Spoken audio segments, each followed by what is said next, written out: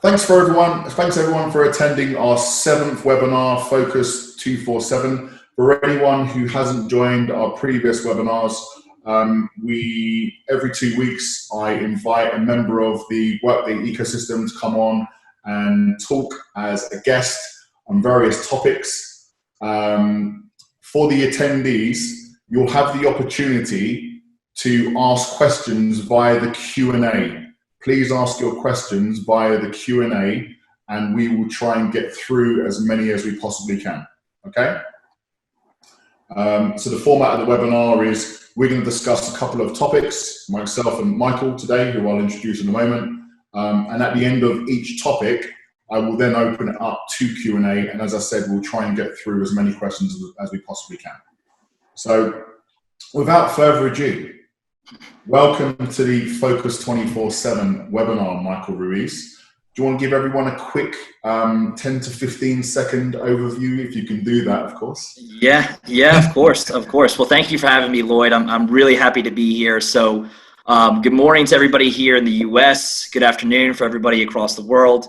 My name is Michael Ruiz. I am a recruiter in the Workday space. I started recruiting literally in a couple of weeks, 8 years ago. I started recruiting the Workday space in the summer of 2015 for an agency here in Atlanta in the southeastern United States. So I made my first placement ever for a integration developer at SunTrust, which is a regional bank here in the United States. And then, continued to recruit for a few years after that, went to Accenture, and now I'm at Kainos. So that's a little bit about me, and we can talk more later. Yeah, this is a bit of a different webinar this week. As usually, I invite people from the work ecosystem, but perhaps more people from a technical side.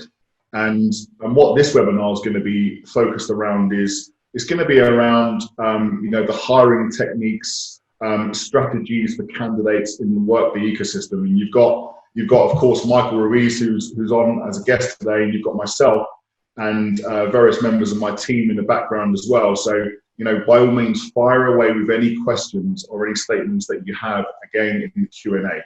So we'll go into topic one, Michael. And and obviously, there's differences, isn't there?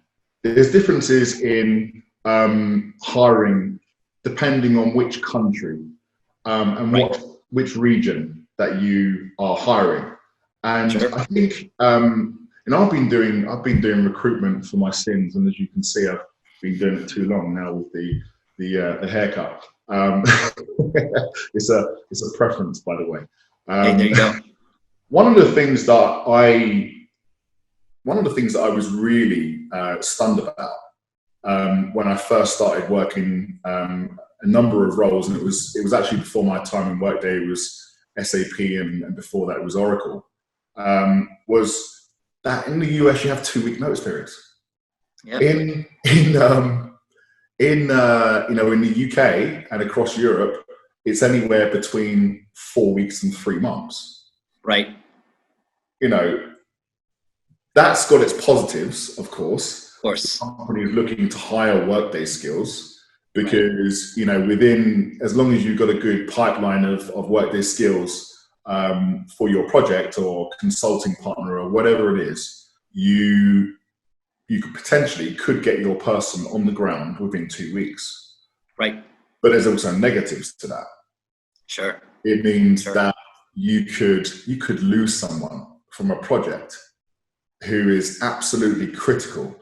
And in the Workday space, as you well know, you have various skills which are extremely difficult to find, even in the US, which is a lot more populated for Workday skills than it is in Europe.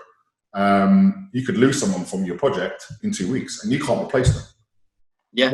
What examples can you give of being an internal recruiter? Of course, being able to have that luxury of bringing in someone within 2 weeks, which is great. Right. So I've seen. What instance have you seen when it's gone the wrong way too? Yeah, so it's a double-edged sword. It is a little bit of a catch-22, and I've seen it both from the customer side and the internal partner side, to where, now I will say most people that I speak to who are looking to leave, they do a pretty good job of trying to leave after a project's over. So I will caveat that conversation with that. But it is a situation where if someone really has the opportunity to travel less, make more money, have more flexibility, sometimes they're going to leave companies in a lurch. And of course, they don't necessarily owe that company anything, but it's a situation where, hey, I really had this great opportunity. If I don't take advantage, I'm going to lose out. So I've seen it to where it's left companies in a huge lurch and they've had to quickly ramp up and try to find someone else. And I think in that instance, we've seen companies overpay for individuals or bring in someone who's clearly underqualified. So it can go normally one of two ways. And normally it's pretty difficult unless you have a strong brand and talent acquisition to bring in the right person in that short period of time. Now, hopefully, if you're doing right by your employer, you let the employer know, hey, I'm leaving, in a respectable amount of time, but, people do not have to do that. And I've seen that happen across every industry, every level, every state here in the US. So it does happen. But to go to your original point, I was shocked when I heard someone in Europe have to give 3 months notice. I mean, to me, that's a lifetime away. That's, your life can change tremendously. I think we're all experiencing that right now, how different our lives were 3 months ago and then the 3 months before that. So it is certainly different. I have no idea what you're talking about life being, Yeah, it is. I think as from a recruiter's point of view, when you are recruiting for perhaps more senior positions in the UK, and there are certain countries in Europe where it's just standard to have a 3-month notice period. And I think it's important for the attendees to understand what a recruiter feels during this period, right? You would have a candidate who you've nurtured a relationship with for a long time. You've got them into your company, whoever that may be, end user or partner, whatever. You've managed to achieve together what the candidate was looking for, and then the notice period goes in. As a recruiter, there is a 3-month period where you don't know what's going to happen, because 3 months is a long time. You're anxious, you're concerned, you want to make sure that you're doing right by that candidate. It's tough. Yeah, it's not easy. So, but at the same time, we need to be cognizant that they have similar feelings, maybe in different, subsets of their mind. They're concerned, they're anxious. Hey, this is a long time, to flesh everything out. So, yeah, I get it. I certainly understand. But we need to be cognizant of that, and everybody understands. There are a couple of countries in Europe as well that do have the same notice period as the US does. Okay. We've seen evidence of that, where you're able to pick out certain Workday skills within a 2-week period from countries in the European region, and then perhaps introduce them to other companies in the European region within 2 weeks. So, but naturally, as a recruiter, and this would go the same for an internal recruiter as well, you go where you go where the best people are, of course. Right, of course. You also go where you are guaranteed to have someone start sooner rather than later, as long as it fits in with the customer's goals, of course. Of course, of course. Another thing I see as well in the US, and of course we now have, as you well know, we have Focus Cloud USA in Canada, is the difference of how many agencies there are. There's a lot of agencies in the UK. There are a lot of agencies in the US, but do you think it's more focused towards agencies in the US or talent acquisition in the US? So it's definitely more internal talent acquisition and recruiting. I mean, I think Ryan on your team at Focus Cloud, told us the other day there's about 40,000 agencies in the UK and there's 20,000 in the US. Well, the UK is 65 million people, whereas the US is 330. So there's way more per capita and twice as many for a fifth the population. So here in the US, it's much more normal to have an internal talent acquisition team supporting hiring. Companies like Google, Facebook, etc., are going to have literally dozens and dozens of internal recruiters supporting all the initiatives that they have. Same for any Fortune 500, Fortune 100 company. Now, what's different here in the US is that if you're in a really niche market like Workday, like an SAP, Salesforce, etc., you are going to have more of a need for agencies like a Focus Cloud and many others.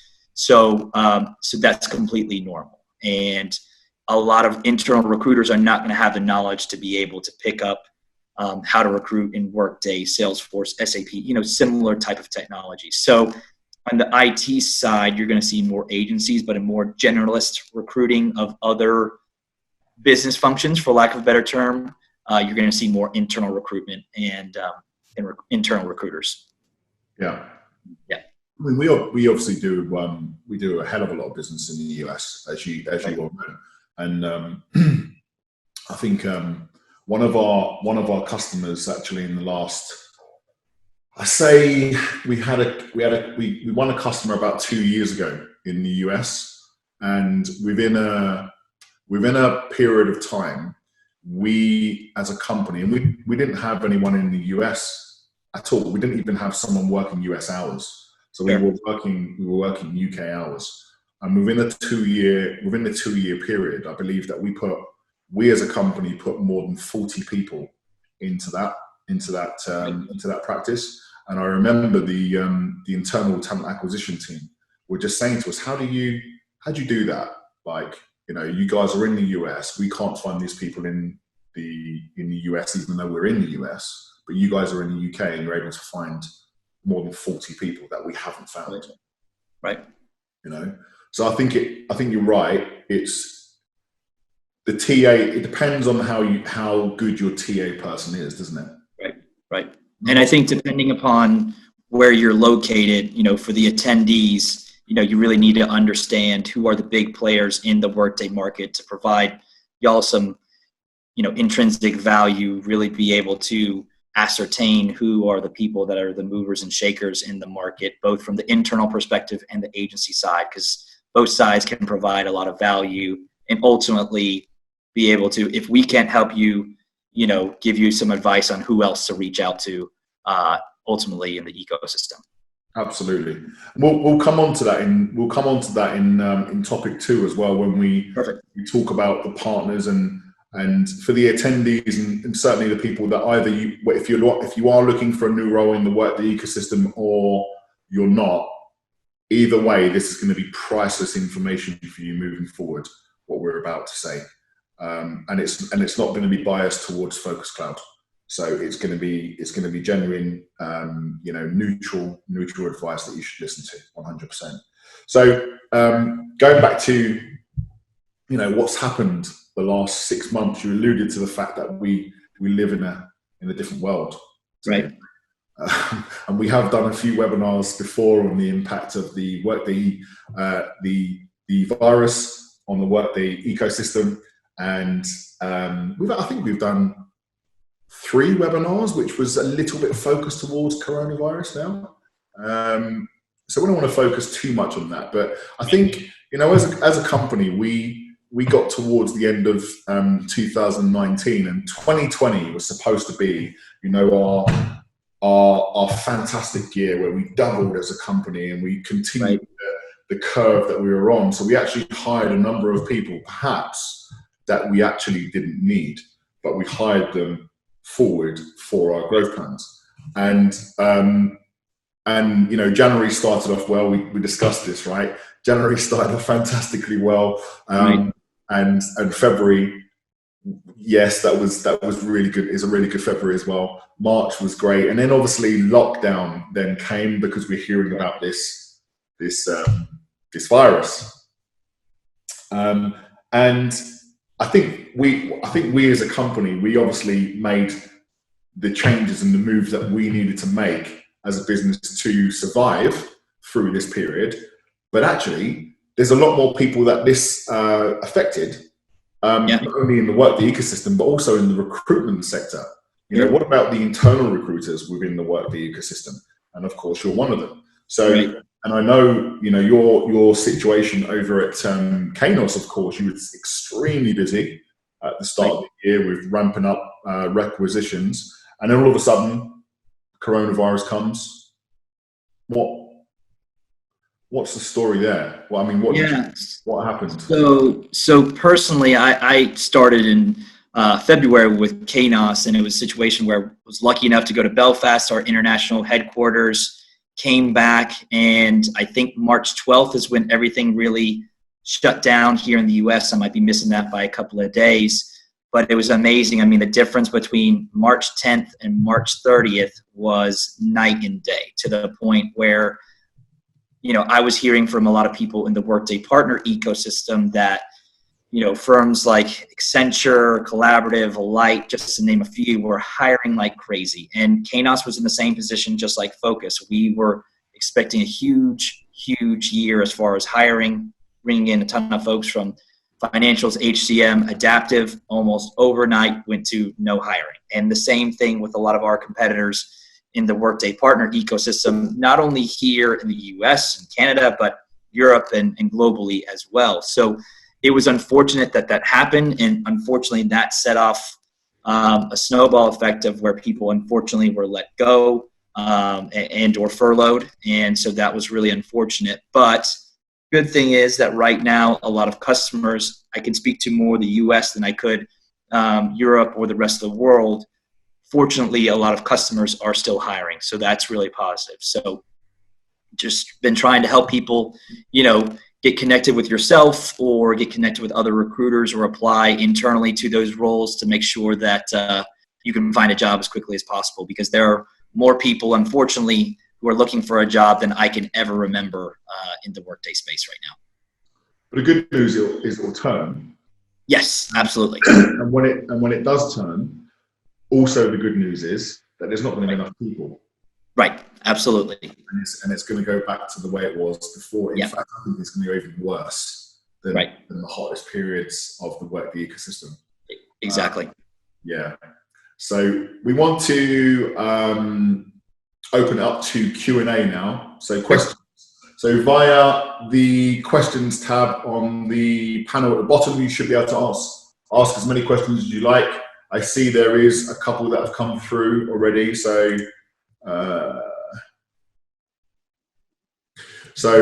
this one is this one's actually to myself and you, Michael. Okay. Sina asks, has Focus Cloud or Kainos seen a trend of companies moving back to hiring in the last 2 months? So would you like to? Do you want to answer that, or do you want me to? Yeah, sure. I know Sina. Hey, Sina, how are you today? So yeah, it's a situation where really, again, like I just mentioned, March, April, it was crickets for a while, unfortunately. What I really saw, at least here in the US, things didn't really pick up on the partner side, but what I was really encouraged, and to be honest with you, completely surprised about, was how many people started hiring. May 15th kind of seemed to be that day where people started to feel a little bit better. But what I've ultimately come to realize is that when you implement Workday, you are having a huge upfront cost to actually implement that. And depending upon the company, depending upon how many modules, there is, of course, inherent cost. With that comes the necessary upkeep to maintain Workday as a whole. So I think companies were a little bit skittish and nervous, obviously, in March and April, but they really realized if we're having this much upfront cost, we need to maintain that to not have a total loss. So companies started to hire again. Now, not as much as maybe in January or February, like you mentioned, Lloyd, but I've still been very impressed on how many companies are still hiring throughout the customer side, not so much on the partner side, but it's really hitting a peak, especially I would say over the past month and a half, but it really got started middle of May, I would say. Yeah. I've seen your, you know, we're obviously connected on LinkedIn. I see a lot of your posts. So I see that you've managed to get this tip of the day, Workday tip of the day. And you also share some direct vacancies, don't you, on your LinkedIn profile, which is, we've spoken about it. I think that's fantastic. The way to help the ecosystem. Yeah. I think there's something that people need to understand though, and I'm sure you'll agree. At the moment, normally when you get a role come to market, whether it's in the US, the UK, Europe, doesn't matter. A company would have a choice of, let's say, 3 good candidates, right? So at the moment, that 3 is now 10 good candidates. And that 10 good candidates that they've got for each role has been whittled down from that's a short list as well. Sure. So there is still very much a need for recruiters, because we screen those CVs or whatever. We make sure that the best people get sent to the best jobs and preparation and everything. But it's important, and we'll talk about it in topic 2, of how do you differentiate yourself as a candidate in the Workday ecosystem to the 10, 15, 20 other people that on paper look exactly the same as you. Yeah. You do that. It's really important. Yeah. So for me, this is something that I have conversations about this all the time. So I know a couple of things that I feel very confident in telling all the attendees here. So first and foremost, your CV, resume, whatever you want to call it, make sure that is indicative of your true experience. I have conversations all day with individuals who will talk for 10, 20 minutes about their experience, and it's wonderful and it's amazing and they've done a lot. But then when I come to look at their resume, it's only 3 to 4 bullet points for a role in which they've been, 4 to 5 years. That is not indicative of all the amazing things that you just told me over the phone. So what I would even encourage people to do is, I normally say you need to, 95% of people, and this is something that I mentioned at the tip of the day, you need to make your resume longer. Now, there are the few amount of people who might have a 5-page resume that might be applicable to their experience. But most people, I say, you need to make your resume longer to speak exactly to your experience. Now, and I'll bring this back to the recruiting talent acquisition side, and Lloyd, I'm sure you can agree with this. For every recruiter like Lloyd and myself, there are dozens who have no Workday experience. So they're not going to be able to truly assess where you're at from a Workday experience, but you want to make sure that even someone who knows nothing about Workday can look at your resume and they have a basic understanding that you have said that you completed a PSA implementation or recruiting implementation, or you supported adaptive planning / adaptive insights, whatever the case may be. So that's one thing. I think secondly is always updating your LinkedIn profile. Lloyd, myself, many others in the recruiting space are on LinkedIn all day, every day. And because of that, the more updated your LinkedIn profile is, and the more seamless and similar it is to your resume or CV, that gives you a greater opportunity to impress folks like myself and ultimately hiring managers as well.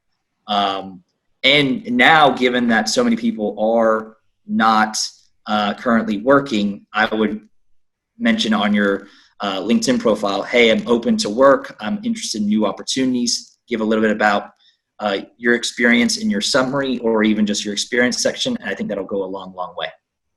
What do you think, Lloyd? I agree. Yeah. I think we've gone from topic 1 to topic 2, so we'll just transition straight into topic 2. Sure. And topic 2, guys, for the attendees was actually how to go about finding a job in the Workday ecosystem, which we've already touched on. Right. So this is absolutely critical. Right. Keep your LinkedIn profile well up to date. Make a note on your LinkedIn profile if you are open to opportunities. And there is a function on LinkedIn, isn't there? I don't know. I've never been open to opportunities on LinkedIn, Michael, but there is a function in the back end that will allow you to be seen by recruiters as open to hear about opportunities. If you are open to opportunities, for redundancy or whatever else, you need to put that on, because believe it or not, with the search that you do on LinkedIn, especially in LinkedIn Recruiter, and to a certain extent, specialist Workday recruiters won't be using this. So you need to bear that in mind, and I'll come on to that after. But your generalist recruiters will probably go into a certain area of LinkedIn. They'll put in some keywords like Workday. And the first thing they'll do is they will search under open to opportunities. And if you are open to opportunities but you're not on LinkedIn, then you won't get contacted. Right. That. Right. Yeah, your CV, of course. I don't know what your thoughts are on this, Michael. I've always been one for your CV should be as long as possible. And I've heard various stories over the years of people say, well, you know, I've been recommended that my CV is no longer than 3 pages. Right. Well, I don't know. If you have an absolutely dynamite CV, now bear in mind, if you're going into applying for a Workday role, then you need to make sure that your CV sells all of your Workday experience very easily to see as well. But you may have come from an Oracle background or an SAP background, but that may have been 6, 7, 8, 9 years ago, right? So unless there's something in your SAP or Oracle, whatever background that is relevant for your Workday career, you should minimize that part and emphasize the Workday part.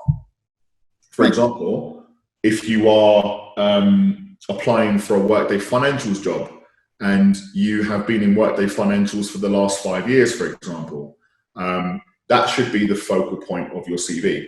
If that ends up being 4 pages, then it ends up being 4 pages. Right. If you was an accountant before you got into Workday financials, then that should still be on your CV.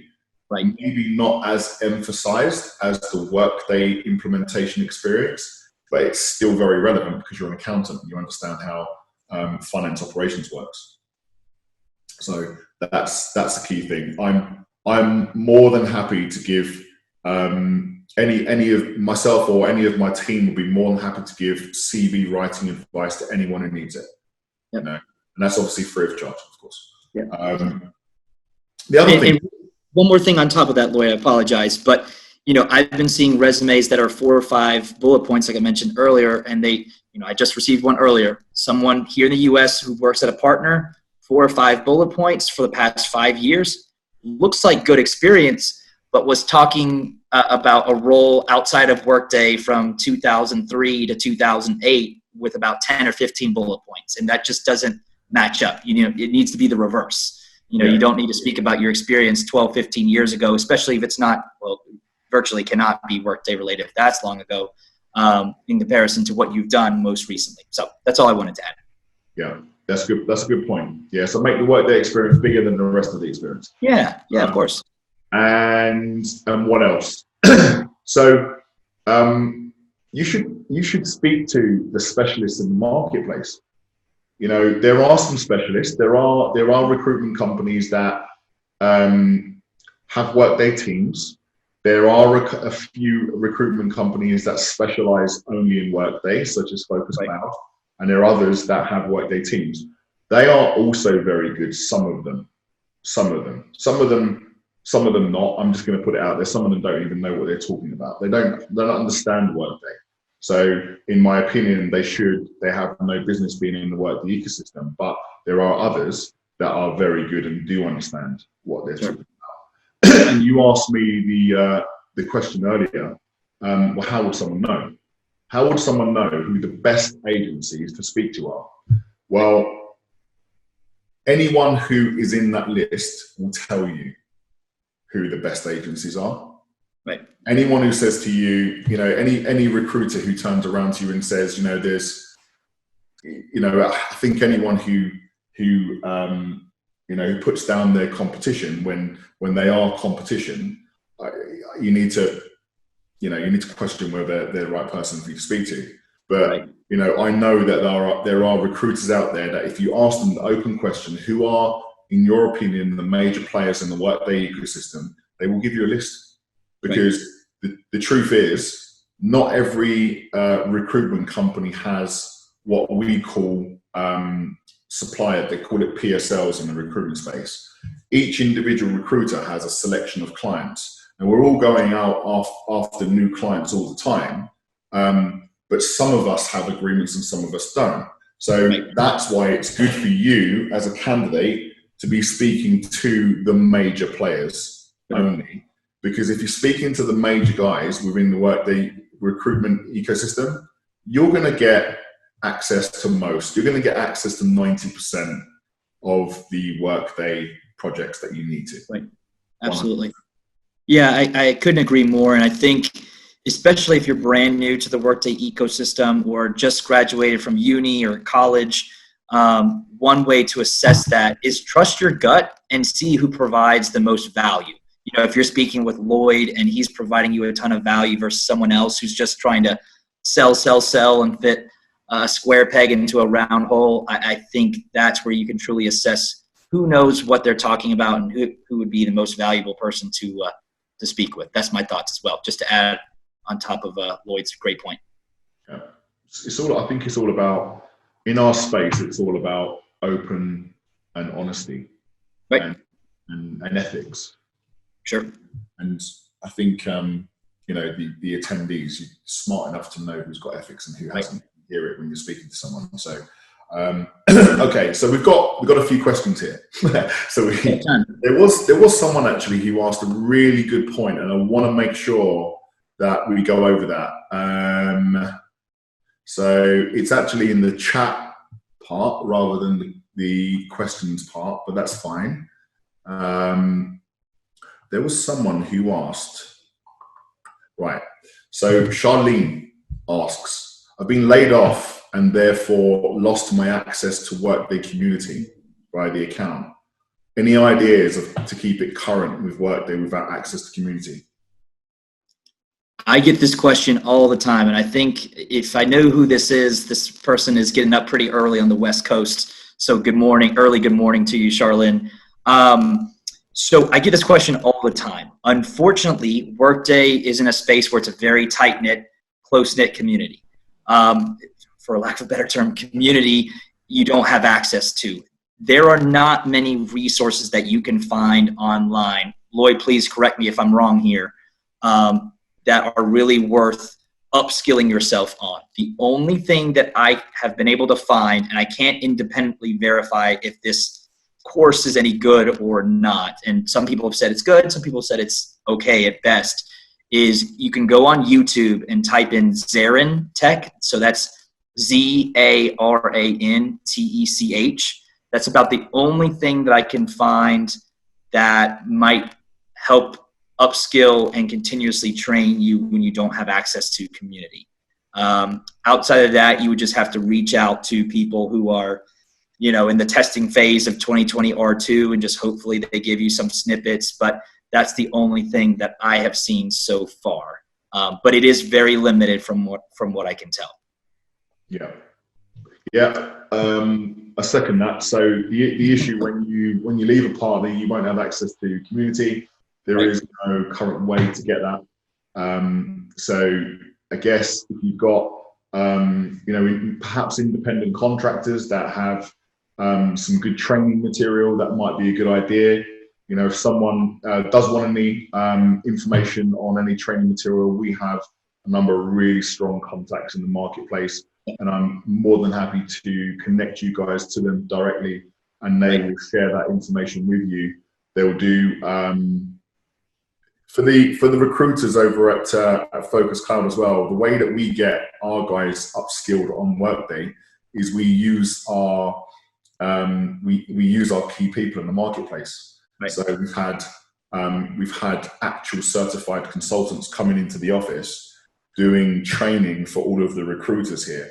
So, you know, we're not only recruiters, but we understand the Workday ecosystem and the parts of the projects that you go through. So, and that's both for HCM, financials, and we also had someone in recently for adaptive insights. So if you want any connections to anyone like that can help you, upskill you whilst you're out, then let me know or let Michael know. Yeah. There was a question. There was a question by one of you guys. know the answer. Just trying to find it. I think we're just going to have to go through one by one rather than me It's looking. okay with me. Let's go for it. Here, which is great. Go for it. Someone asked, do we think that the partners are going to use independent contractors whilst they're going to need to upskill? Yeah. As soon as the turn in the marketplace comes, they are going to need to upskill. So I guess there's only one answer really to this, isn't there? In the US, there is an option for contractors to be certified. If you're talking about certified resources, in the US currently, there is an option where people can move from being a permanent employee, to being an independent contractor, and you can maintain your certifications. Right. And I see in the US that has been a huge resource to tap into for the partners. When the market turns, yes, they're going to need to tap into independent resources. Currently, you cannot do that in the UK or in Europe. So there are other options that you can look at for those particular locations, but in the US, there is a way that you can do it through the Workplace community. Paul Terry, good afternoon to you, sir. Are you seeing evidence of clients who closed subscription deals before lockdown but didn't kick off delivery now, planning to spin up the delayed program activities either in partner selection or client side roles? This is probably towards me, isn't it? Yeah, that's a better question for you, Lloyd. I have my thoughts, but I think you might be better off answering that. Yeah, I think, to the answer to that, Paul, is yes, we are seeing clients who closed off subscription deals that were supposed to start implementation projects just before lockdown or way before lockdown ever started. And because lockdown has kicked in, things have delayed, but more and more are coming back to fruition now. So September time and October time is when we see a lot of those projects coming off a pause, if they are on pause. That's also mirrored by the partners as well. You know, a lot of the ecosystem is driven by the partners. If the partners are busy, it means the customers are busy. There's lots of customer projects that are going on because the partners need to hire. At the moment, the partners aren't hiring, but they are saying that there is going to be a huge increase in September. Yeah, I think so as well. And Paul, from the recruiting perspective, here in the United States, actually, there's the most amount of hiring is normally done September and October. So if partners and customers are thinking ahead of the game, especially with the amount of talent that's available, if they can kick off these projects as well as bring on the right amount of talent, September, October timeframe, they'll be in a really good space. But if not, then it's a little bit tough. The last 6 weeks of the year here in the U.S. are kind of tough. And I know you're not based in the U.S., but it just gets difficult around the holiday season, and then things might be pushed back to 2021. Hopefully I'm wrong. I hope I'm very wrong, but that's what I see as well. I'm hoping things really pick up over the next 2 to 3 months. Yeah. We've got someone here as well who asked a question. This person is anonymous, but they are a couple of years out of college with a little bit of work experience. They want to land a role within a Workday implementation partner or a customer, but they don't have a Workday certification. For me, and I'll let you answer as well. Sure.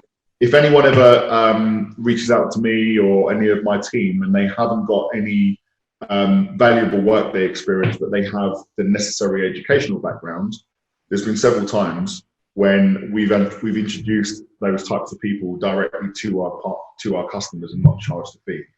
Right. Because that's the right thing to do. Right. Or you send them across the emails of someone like Michael or whoever it may be, within a partner or an end user, and if you guys can connect direct, then so be it. Yeah. Would that be how you would have answered that question, Michael? Yeah, so I think it could be just a variance between the UK and here in the US too. One thing, and I get this question all the time because I see a ton of people, spouses and significant others, especially of people who are consultants in the Workday space, want to get their accountant husband to get into the Workday space. But nevertheless, I think it's a situation where you need to find the right people to reach out to, but also if you are that person who's a couple of years out of college, wants to get into the Workday space, do some research and really get an understanding of the Workday market as much as you can on Google. Maybe put that on your resume and say, hey, I've done this research. I've reached out to some thought leaders just to give people an idea that you care and are very interested. I think that would go a long way. But also mention how your previous accounting experience could match up to Workday financials. Or, I've actually seen quite a few recruiters move into a Workday recruiting consultant role. So make sure that your resume speaks to how you can transition into a Workday role without you understanding the system. And even if it's reaching out to a friend who's a HCM consultant right out of college, pick their brain and understand what they're doing on a day-to-day basis. Even if they've only been in the role 3 to 6 months, they have more experience than you do. So just try to go from there. But if you're really at a loss, reach out to Lloyd, myself, someone like that, start to build a network and then go from there. It might take some time to ultimately get your foot in the door, but ultimately everyone that works in Workday did not have Workday experience beforehand. So somehow they built that bridge and went from there. But that's a really good question. Yeah, I think as well, it's something that we need to mention as well. Like, don't be afraid of, I hear it so much where, someone might send you an email and say, I didn't want to call you because I didn't want to bug you. These are candidates, Right. I didn't want to call you because I didn't want to bug you. I know you're busy and stuff like that. You need to bug people. You really do. You need to bug people. And I'm not talking about to the extent that we do as recruiters. There's a certain level that right. we as recruiters have to and are prepared to go to in order to get through to a customer, right? But as a really strong Workday candidate with excellent skills, you should be talking to your agency points of contact once, maybe twice, maybe even 3-4 times a week, if not more. Because the more you're in their mind, the more when that role comes up, you're already in their mind and they think, well, call that person. The amount of times I've had someone say to me, I didn't want to bug you. And I always say, you're never bugging me.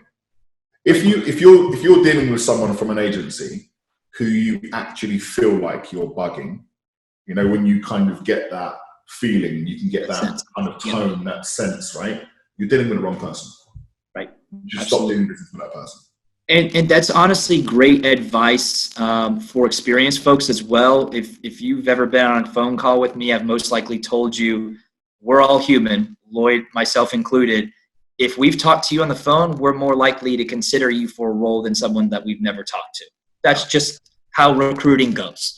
It's not necessarily a good or bad thing. It's just the reality of human interaction, I guess you could say. So I'd highly recommend that for experienced folks as well.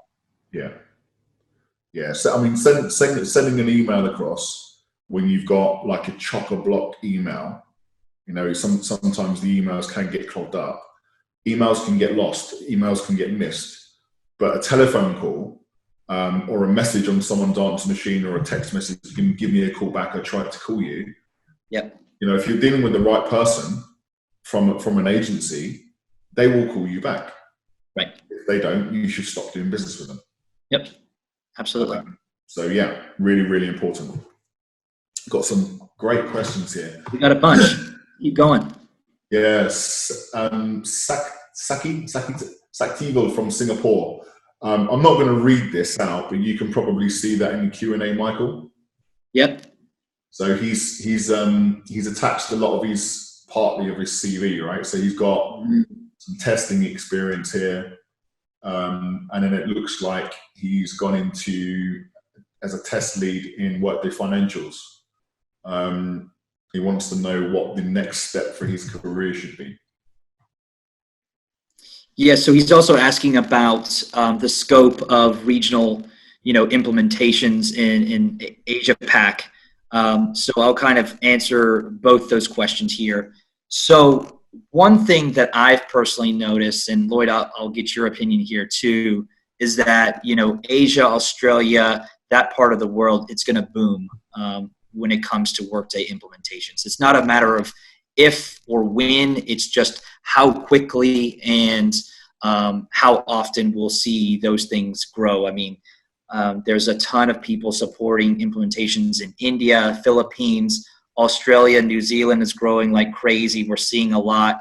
Hong Kong, Singapore, Korea, South Korea as well. So a lot of Fortune 500,000 companies are implementing Workday there too. So, you see things like collaborative solutions acquiring Theory of Mind to really get their foot in the door in Australia and in Asia as well. This happened a couple of years ago. I think that's really indicative of what's happening there. So the growth there, just like the rest of the Workday ecosystem, will be crazy. And financials will definitely be a part of that as well. That might lag behind the HCM side just because Asia is still relatively new.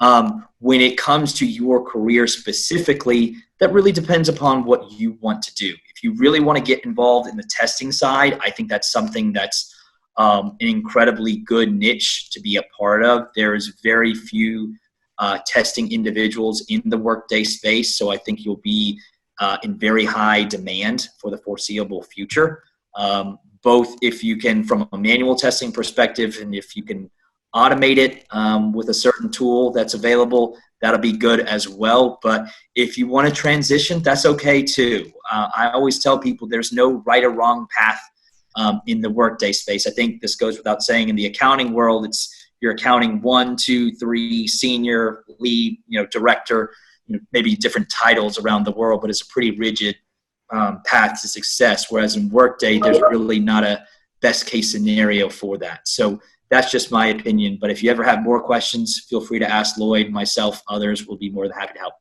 Yeah, I've got a project kicking off. I'd love to speak to you tomorrow, where they are going to be looking for some test resource. And the fact that you are where you are, Sativa, will be absolutely perfect for what I'm looking for. Right. And I would say that financials experience, that testing experience in financials, is perhaps what sets you apart from, because there are other really good test guys, but not many of them have financials. They always have HCM experience. And I think that if you've got some good experience in financials, that will be priceless for you moving forward. Thanks to Andre for sharing the sharing show. So I want to put that again on the chat. Guys, perhaps I'll put that on there as well. Yep, that's a really good point. I forgot to mention that the sharing show is a really good resource. They have a couple of shows every couple of weeks, so that's really good as well. I forgot to mention that, so that's a great point. Yeah.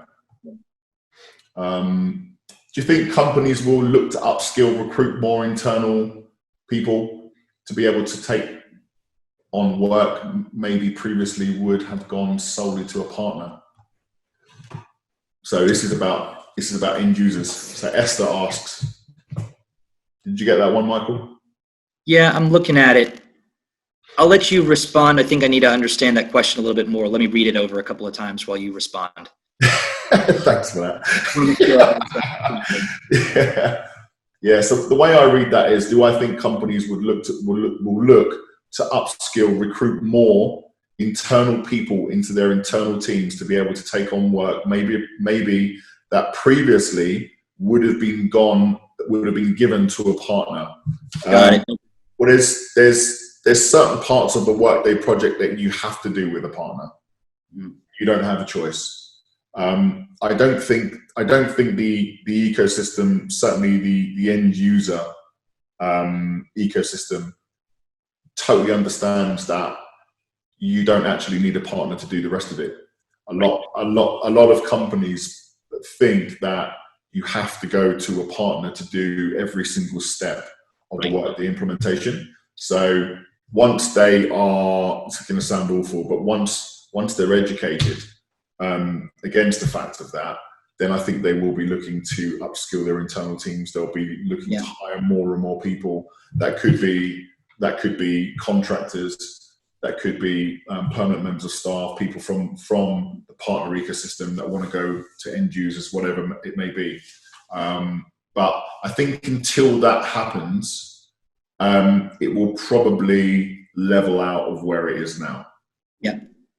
So yeah, I get the question now, and Esther, that's a good question. I think where I'm thinking ahead here. I think if I'm getting kind of the point of why you're asking the question is, one, if you're looking for a new job, I would, especially on the customer side, I think if I know who this person is, they work in the UK for an airline, but if you're looking for another job, it's a situation where I would really look for a Workday customer that has an intrinsic record of hiring well-qualified individuals. What I mean by that is they've hired previous consultants at partners or people who have risen through the ranks, ERP, HRIS, HRIT side, and really shifted to Workday. So you want to work under a Workday manager, director, or other consultants who have a strong background, because I think that's how you can upskill yourself.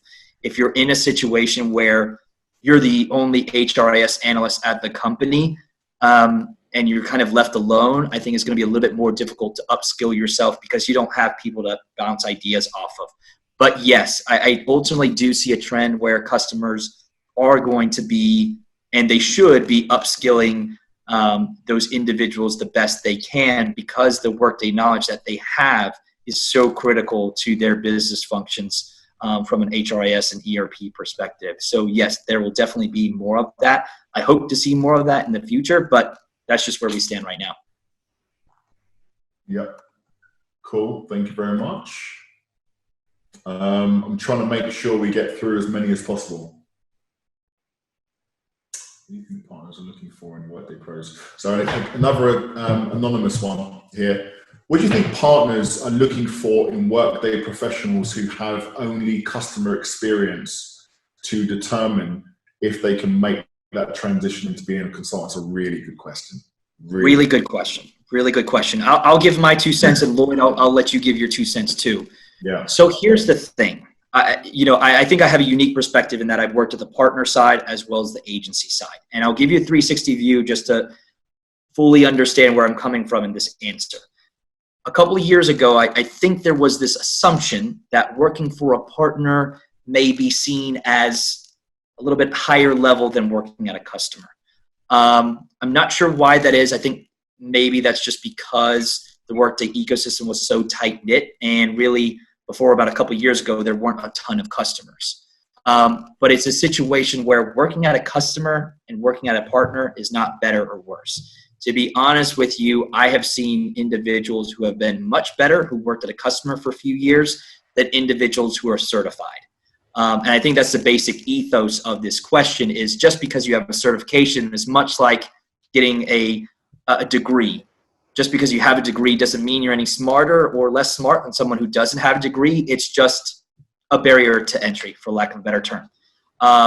So when you're writing your resume, when you're speaking to Lloyd, myself, others, really give a good background of what you've experienced, what the Workday environment is like, and that can clearly translate to other clients who ultimately you would support via a Workday partner. So just show your true skills and what you've accomplished, and you are equally, if not in some cases, more qualified to go to a partner than someone who's been working at a partner otherwise. So it's all on a case-by-case basis, but make sure that your skill set is shown by what you say, but also how you write that down on your resume/CV as well. Lloyd, over to you. Yeah. So we as a company, we've placed a number of people, taking people from the partner ecosystem and placed them into other partners. And we've also placed a number of people from the customer side into the partner ecosystem. Right. And you asked, what do you think partners are looking for in Workday professionals? So that was the question, right? Right. What partners are looking for when they take people from the customer side is they want to see the consultant, the inner consultant in you. And what I mean by that is, whenever I've got someone who's only worked on a customer side, I'm even more interested and even more looking at the reactions of that person. How are you explaining something to me? Right. You know, are you explaining it in a way that I can understand fully if I'm a customer, or is it like kind of robotic? Because if it is, you're going to find it very difficult to be a consultant. You know, so the answer to your question in a nutshell is what partners look for when they hire people from end users is they look for the inner consultant. Right. I think that's a great point. Yeah. So, and some people have it and some people don't. And it doesn't mean you're any better or any worse than anyone else. You know, I've seen fantastic people, especially integrations, right? Integrations is one of those, you know, it's one of those areas, and I can see the smile on your face there, Michael. So you know where I'm going to go with this, right? I've seen fantastic people with integrations experience that it's very, very difficult to have a conversation with them, right? Because their mindset is and their personality is very like technical. Heads down, get the job done. Yeah. It's very technical. It's very, you know, you're very focused toward the coding side, the back end side of or whatever you're doing. It doesn't matter what product that is. Well, those people tend to be, they can work for partners in whatever space, but they tend to be more on the techie side of working for partners. So they wouldn't necessarily have huge access to customers. And the ones that are technical in the Workday space, it's obviously the integrations guys. The ones that have you don't have to be a flamboyant sales guy, right? But the ones who have the more flamboyant personalities that have those integration skills are generally the ones that move through partners very, very quickly. Yep. You know, they're the ones that, unfortunately, they are. It's going to sound awful, but it's the way it is. They're the ones that get promoted quicker, because finding someone with those technical skills, from an integrations point of view, you would find a number of people that have those same technical skills. Yep. The difference in the integrations part is the personality. So can you sit with a customer? Can you explain something in layman's terms to a customer that doesn't understand the technical side of Workday? And if you can, those people tend to move through partners a little faster, I've found. And they tend to be on a little bit more money. They just have a different life. Yeah, of course. Absolutely. They're quite rare. They're quite rare people. Yeah. Okay, so someone else asked here, what exotic skill set is still sought after, do you think, even in an economic downturn? Yeah. So for me, and I think if you've ever talked to me before on the phone, I will always say financials. And I think that's just because, one, it's going to be a big portion of how Workday grows more organically and becomes full suite, especially over the next 3 to 5 years. I mean, even Anil Bhusri, who's the CEO of Workday, said, 2025 financials revenue for the company will meet or exceed HCM from that standpoint. And that's more so even well packaged from the adaptive planning / adaptive insights side, especially. So I think that's something that's going to be a huge growth pattern. I think especially literally as we talk 12 o'clock Eastern time on July 30th, if you have the chance to get into Workday Extend, I cannot recommend doing that highly enough. I was fortunate enough in my previous career working on the agency side to support Salesforce. And not to go too on the Salesforce side, but when Salesforce opened up or extended in their equivalent to the Force.com platform, Salesforce became the monster that they are now. And that's not only here in the US, but globally. So if you know Salesforce, you know that probably 5-6 years ago, you may not have been familiar with them, but you know them now. And I think Workday is at that same trajectory to where the ability for Walmart, for example, to build applications on top of Workday, the opportunities are endless just across not just Walmart, but any customer around the world. And to be able to get some money in because of that, it's just this snowball effect that's going to be huge. So I cannot recommend getting into Workday Extend. I think financials is huge. I'm seeing a big push on PSA, professional services automation, the testing side to the individual who hopefully should connect with Lloyd here tomorrow. I think testing is really big as well, but I don't want to undersell the HCM side. That's still incredibly important.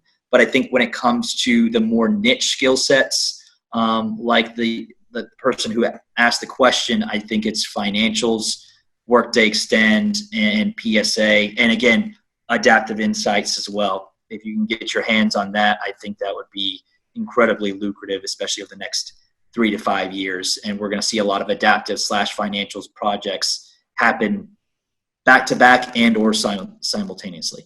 Yeah, no, I agree. I agree with everything you said there. I kind of normally say about the more exotic skill set. The exotic skill set is when a customer calls you as, let's say, as a specialist recruitment company that focuses 100% on Workday, right? So we've got a really strong network globally. The exotic skill set is when a customer phones you and says, "Have you got one of these?" And you go, "Ooh, that's the exotic skill set." Yeah, and that is that's financials, as you've said. Workday Extend, absolutely. I mean, there's not many people who are actually doing that, and we're about to launch something in the next couple of weeks around Workday Extend, which you'll like, Michael. Good. Yeah, everything that Michael just said there, you know, but don't forget HCM as well, you know. Right. Advanced compensation, always a difficult skill to find.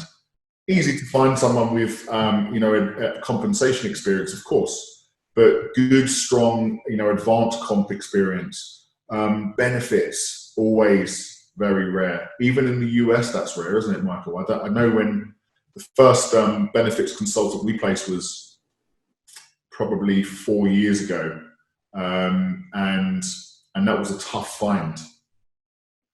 We haven't had too many. It's not that much used, is it, at the moment? But yeah, I think, and I don't know necessarily why that is, but I think because when it gets to benefits, it's a lot more complicated here in the US than many other places, and that's due to how the government does or does not administer healthcare, and that's a whole another topic for another time.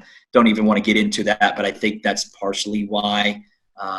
And because employers are so heavily involved in providing those benefits, it can get into medical stuff, and that gets kind of touch and go from my perspective. Yeah. So that makes sense. Yep.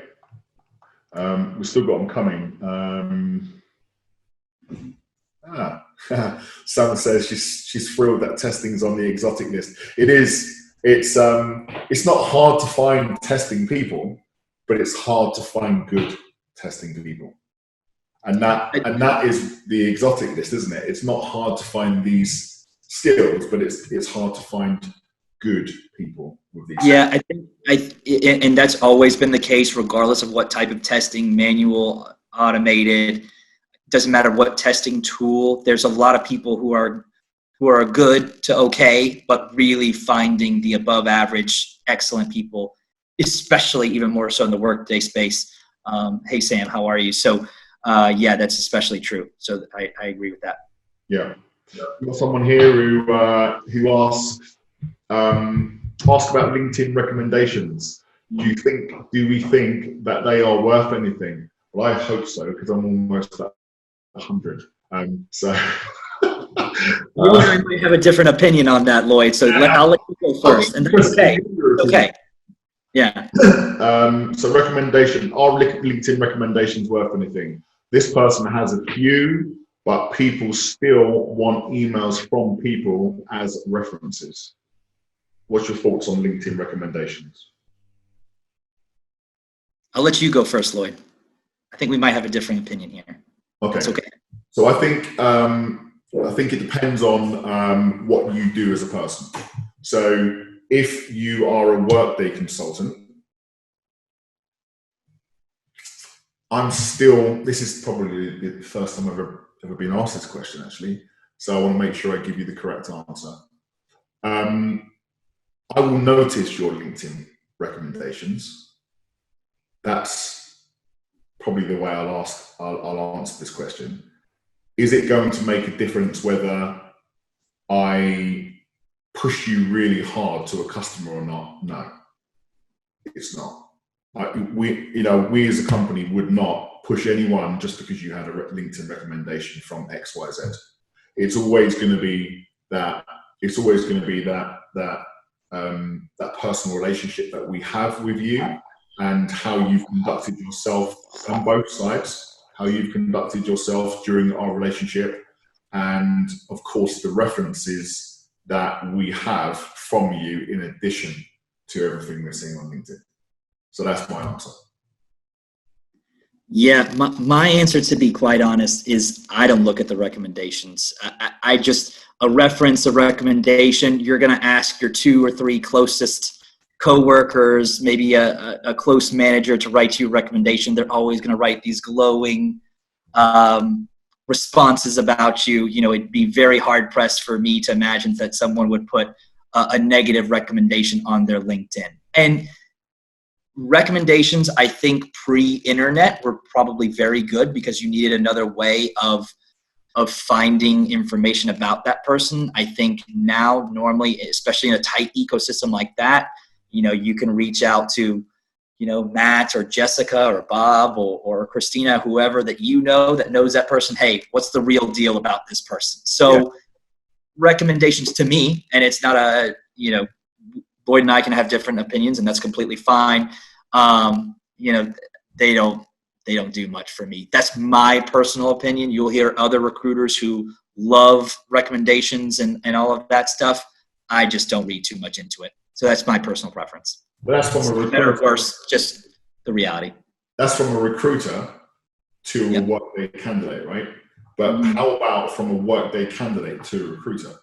So if I'm a candidate and I'm good, and you know I've got everyone chasing me, and I want to select maybe 1 or 2 people to do business with. Sure. Do you think that the LinkedIn recommendations would sway that person? Because I did. I think it certainly could, you know, in that situation, absolutely. But again, I think if you think like me, now this is just a Michael Ruiz thought, remove recruiter, remove Workday, you know, I take those recommendations with a little bit of a grain of salt, because if I were to recommend you, Lloyd, I would never say anything negative. It would all be beautiful words and, you know, hey, Lloyd's a great guy. He knows a lot about Workday space. So that would definitely help. But I think you get where I'm going there, that there does need to be a little bit of, I don't know if even cynicism is the right word, but let's have a little bit of a gut check of how accurate is this really, you know? And so again, that's, you know, I want a level being realistic, but also being optimistic. And so that's my middle ground. It's also about who it's from, right? So sure, of course. I think it's a really good question. I'm glad we're talking about it. I think that the answer that you're getting, and I can't remember who it was that asked it. Steve Gallier, I think it was. So you asked, does LinkedIn recommendations? It depends on what you do. So right. I think from a recruiter's point of view, looking at a candidate on LinkedIn, we never really look. Yeah. You know, we're going to ask our own questions behind the scenes. We're going to ask you for reference points and whatever. We're going to do our own diligence. But perhaps, you know, from the other side, from a recruiter, from a candidate, you would want to do business with someone who had a fair amount of recommendations, perhaps from some quite powerful people in the ecosystem. You know what I mean? So if it's just, you know, anyone, then okay, you might question that. But if you've got a recommendation from someone who's pretty powerful in the Workday ecosystem, and you have these people, you have very, very good consultants, and you have, you know, your partner guys and the very influential guys over at Workday and ex-partners and whatever it may be. If you're looking at someone who's got a recommendation from one of them, I think you need to take that person seriously. Of course, of course. I've received a number of requests for recommendations in the past, and I only do the recommendation if it's for someone who I can actually recommend. If I can't, then I won't do it. Right. It will just still sit there, and I'm not going to say something that I don't know about someone. Right. So that hopefully answers your question, Stephen. Yep. We are running over a little bit of time, but we've still got lots and lots of people on, which is great. So we'll continue for another 10, 15 minutes, if that's okay. We have, do you see some Workday experts moving to other technologies like ServiceNow or SuccessFactors? Yeah, I saw that question. This is a good one. Honestly, I rarely see that. Now, that could be more so a US-centric thing versus a UK, Europe thing. I can't speak to that as much, but here in the US, it's very, very rare that I see that. And I think that just speaks to the level of impression that Workday is making on both consultants and customers. That's it. Okay. So for me, very rarely I haven't seen many people go from Workday to SuccessFactors, but I have seen a few people go from Workday to other technologies, and I won't mention those techs because they're a range.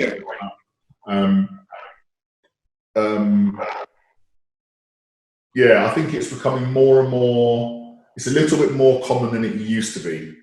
Everyone was going from other techs into Workday quite a few years ago, and now you've got, and again, it's only like a couple of people that, you know, every now and again you would come across people who want to get out of the Workday ecosystem. It's very, very rare. That's fair. Yeah. We do have a topic 3 here, Michael, but I think we've gone over topic 3, and there's lots more questions here, actually. Good. Let's keep it going. I have plenty of time. So hopefully if everyone who's watching, keep asking questions. I have time. Hopefully, Lloyd, you have the same. So I have time. So we've got someone here. Okay. So someone asks, the partners like Kainos, and you've obviously worked for Accenture in the past as well, so you'll be ideally positioned to answer this. Prefer to recruit graduates and invest in training them over experienced people from a SAP or an Oracle background and training them? That's a really good question. I think at the partners, it depends. It's very much so on a case-by-case basis. I think it's obvious that someone coming right out of university or college is going to be very junior, very green, not have a lot of experience, obviously. So they want to upskill that person within the partner space.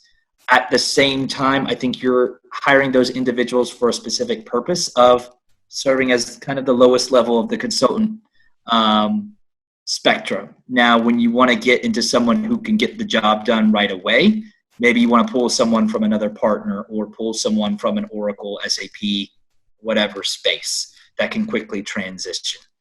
I think depending upon the partner, you will see different preferences. I think some companies love hiring from college and building those people from within and making it a very organic growth structure. Some companies are going to go the complete opposite. We're only going to hire previously certified individuals. We're going to pull from the other partners, and that's going to be it.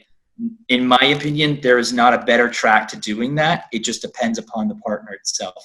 I think the partners that are going to be more so the incestuous from pulling from other partners are going to be your Accentures, IBMs, Deloitte's, KPMG's, PwC's. The more boutiques are going to be more rise from within, maybe steal some other folks here and there, especially if they're building out a new market, and then go from there. That's on average, but it's not always the case. Yeah. We did an event for a customer in the Benelux region about 18 months ago, where we held an event and we invited around 100 people from the Oracle ecosystem and the SAP ecosystem, and the language was important. So we got all of those people specifically with consulting experience, but from those two markets, and got them all into one room. And we had Workday there who were presenting at the same time. And the idea was transitioning people from other ecosystems into the Workday ecosystem. And just to, I guess to mirror what you said about it depends on the partner, this particular partner, they wanted people from other partners. It gets to a point where, especially in those more emerging countries, especially if you're looking for languages, it will get to the point when you've seen everyone. Do you know what I mean? Because there aren't that many people. You know, right. If you want certified and you want X language skills, there are 15 people, for example. So once you've seen those 15, we've got to look for something else. Right. Otherwise, you're not going to fill your vacancies. Hence why we did the event, which actually went quite well. Good. So you've already answered that one. Steve asked partner versus client, breadth of depth of experience, better to highlight. Not really. I see a couple questions here, Lloyd, so I'll pose them here and I'll let you answer. So I think a guy that we both know very well, Andre, are you seeing any demand for post-live resources for customers who have implemented using Workday Launch? And if so, with the announcement to extend this to larger organizations, do you think this will be a growth area? So I'm posing that. You go first. Right. Am I seeing any demand for post-live resources for customers who implemented the launch methodology? And if so, with the announcement to extend this to larger organizations, do you think this area will grow? Yes, I do. Yes. At the moment, not particularly an increase of demand from launch methodology clients, but that's because we're in the situation we're in globally, right? So companies that you would normally expect to have lots and lots of vacancies don't have them right now. But when that changes and there's more of these projects, I do expect that to be a huge growth area, because I can't remember whether it was the webinar actually with Andre or someone else, maybe Gert. The launch methodology is, depending on the module that you choose, would depend on the best methodology to use. And the launch methodology, I believe, wasn't a thumbs up from that person on the financial side.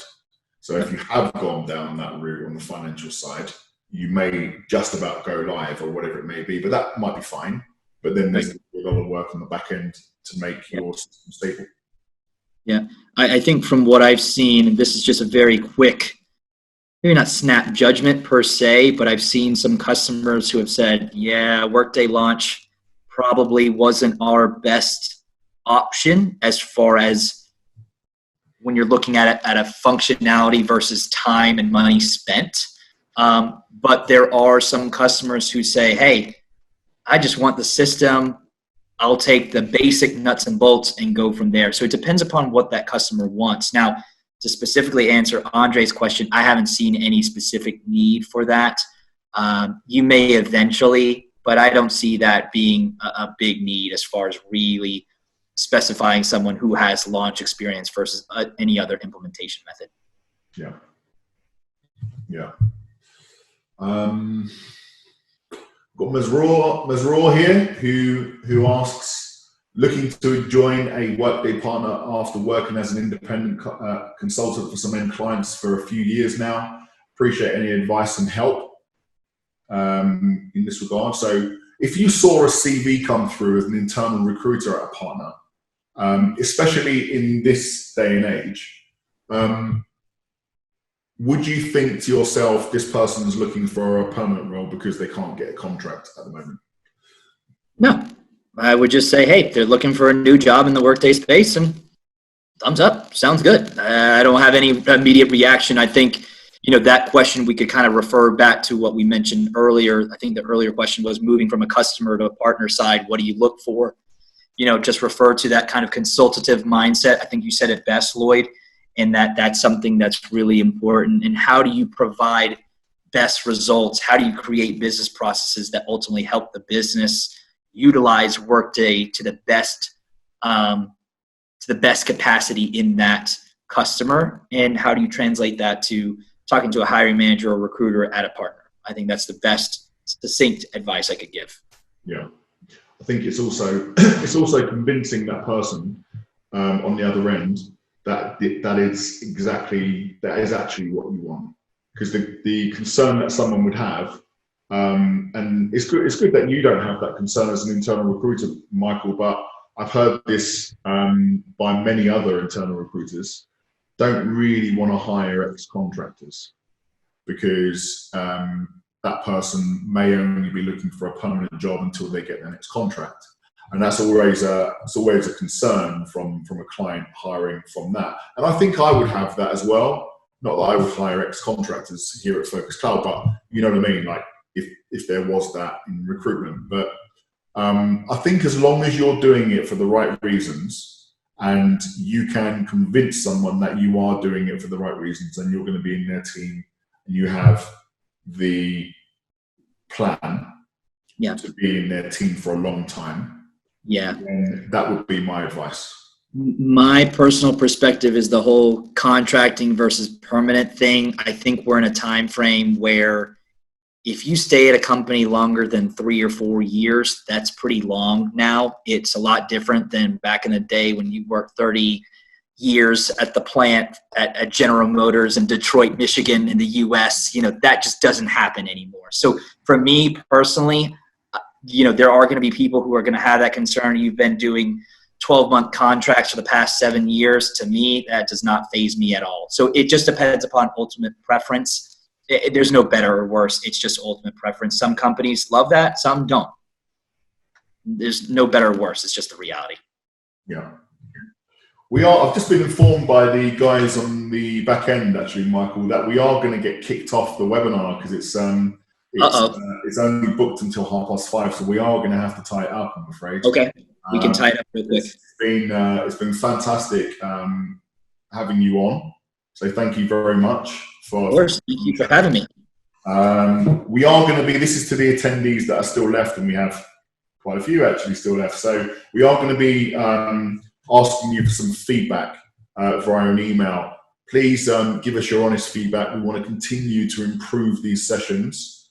And also in the next session, I'm going to have one of the strongest Workday program directors, actually 100% from a European perspective, who's coming on the show to talk about his experience. And that's going to be, absolutely priceless for anyone attending that show, which you'll see us advertise that. I'm sure, Michael, you'll advertise that to your network for us as well, which has been great. And before we go, just a final word from you, Michael. Yeah, so first of all, can't thank everyone enough for attending. I know it's been an hour and a half now. I know everybody's busy, but I really appreciate the time. And a couple people reached out saying good luck, so I really appreciate that. Lloyd, Focus Cloud, your team, thank you for having me. I really appreciate it. I love doing this. So if you ever want me back, assuming you want me back, I'll come back. I have no problem doing that. But if you ever have any questions, please feel free to reach out to myself, Lloyd. His team's great. There's a ton of other Workday recruiters out there to reach out to too. I'm happy to answer any and all questions, Kainos or not, partner or not, agency or not, doesn't matter.